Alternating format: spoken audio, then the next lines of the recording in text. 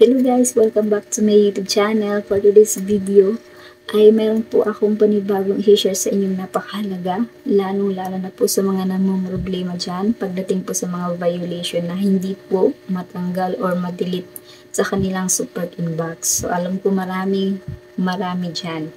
So sa video na to, i-share ko po sa inyo kung paano nga ba tanggalin o itong huling paraan para po matanggal lahat ng mga violation nyo or lahat ng mga nakasave sa inyong support inbox or alerts.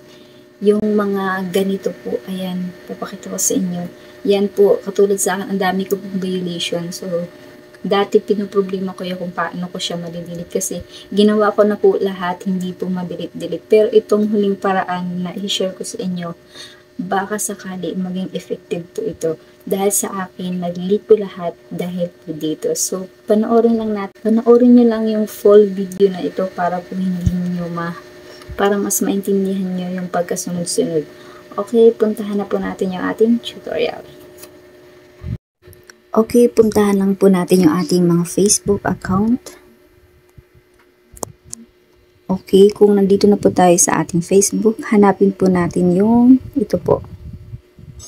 Yan. Then, piliin po natin yung professional dashboard. Scroll lang po natin, hanapin natin yung Meta Business Help Center. Click po natin.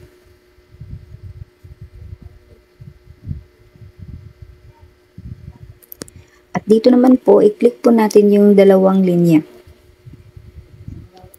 Piliin ang Get Started.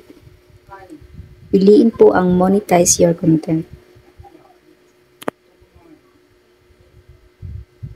Scroll lang po natin at hanapin po natin dito yung See if you qualify for any stream ads. Ito po. Click po natin yan.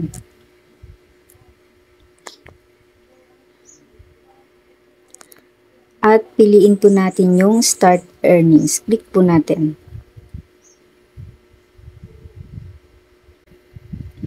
Dito, scroll lang po natin at makikita natin yung mga account natin dito. So, pipiliin po natin yung nauna. Click po natin yan. At swipe lang natin.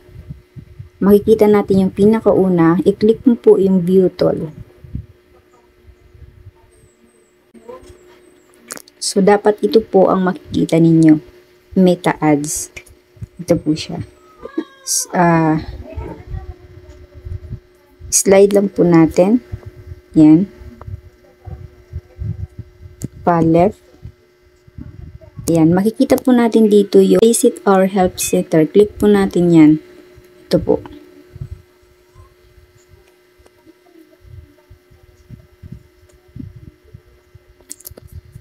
Pag once ito po ang makita nyo, i-click nyo po yung tatlong linya.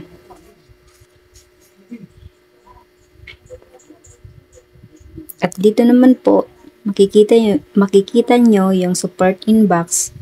I-click nyo rin po.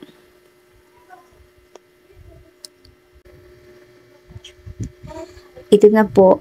Dito po ninyo makikita lahat ng mga violation nyo na hindi nyo po mabura-bura doon mismo sa inyong account sa my support inbox.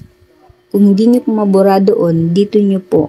Ito po yung huling paraan para mabura nyo po yung mga violation nyo nandoon na kahit na-dispute nyo na. Dito nyo lang makikita, dito nyo mabubura lahat. Yung sa akin kasi kaya wala na po siya kasi nga nabura ko na po lahat. Hindi ko lang po siya na-record kasi nalaman ko lang kailan lang. So gusto ko lang po share sa inyo para maging ganyan na po, no violation na po. Papakita ko sa inyo yung mga violation ko. Ayan, napakadami po. Yan po yung dati kong nung hindi ko pa siya dinidelete. Meron naman po yan makikita dyan na delete.